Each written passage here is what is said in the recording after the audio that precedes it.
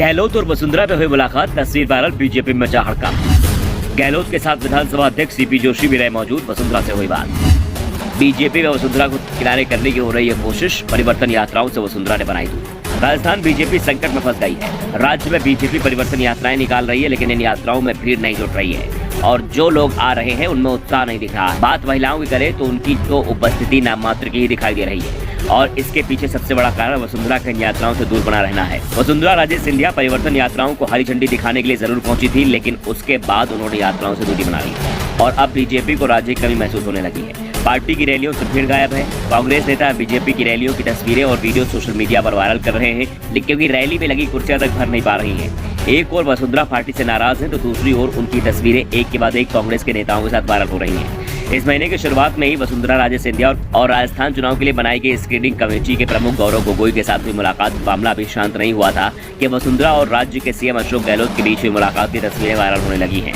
वसुंधरा और गहलोत के साथ तस्वीर में राजस्थान विधानसभा के अध्यक्ष सीपी जोशी भी दिखाई दे रहे हैं। ये तस्वीर वायरल होने के बाद लोग इसके अलग अलग राजनीतिक मायने निकाल रहे हैं। इस मुलाकात को प्रदेश की सियासत से जोड़कर देखा जा रहा है। वसुंधरा की बीजेपी से बढ़ती दूरी के बीच उनकी अशोक गहलोत के साथ मुलाकात की तस्वीर सामने आने के बाद राजनीतिक हलकों में हलचल मच गई है। हालांकि अभी तक कांग्रेस बीजेपी के किसी भी नेता का कोई बयान नहीं आया है, लेकिन सोशल मीडिया पर तस्वीर वायरल होने के बाद लोग अपने हिसाब से कयास लगा रहे हैं।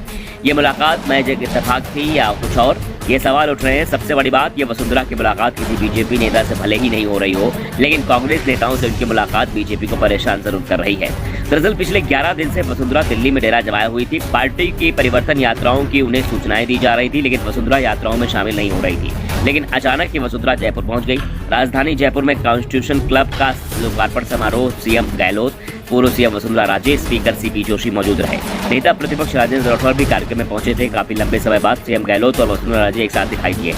चुनाव से पहले गहलोत वसुंधरा राजे की तस्वीर अलग अलग सियासी मायने निकाले जा रहे हैं। फिलहाल ना तो गहलोत की ओर से कोई बयान आया है और ना ही वसुंधरा राजे सिंधिया की ओर से।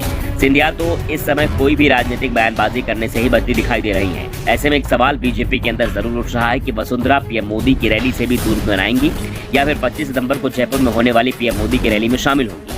वैसे अभी तक वसुंधरा की ओर से इस तरह कोई संकेत नहीं मिले हैं कि वो रैली में शामिल होंगी। बीजेपी के लिए राहत की बात बस ये है कि वसुंधरा जयपुर लौट आई है, नहीं तो वो 11 से 12 दिनों के लिए दिल्ली में ही डेरा डाली हुई थी। और सबसे बड़ी बात, दिल्ली में भी उनकी मुलाकात बीजेपी नेताओं के साथ नहीं हुई है, जिसके बाद साफ दिखाई दे रहा है कि राजस्थान बीजेपी में फिलहाल जो शांति दिखाई दे रही है वो कभी भी भंग हो सकती है। और इसकी संभावना को देखते हुए बीजेपी के वो नेता जो वसुंधरा विरोधी माने जाते हैं, उनके सुर भी अब राज्य को लेकर नरम पड़ते दिखाई दे रहे हैं। वो भी अब वसुंधरा को पार्टी का सबसे बड़ा चेहरा बताने लगे हैं।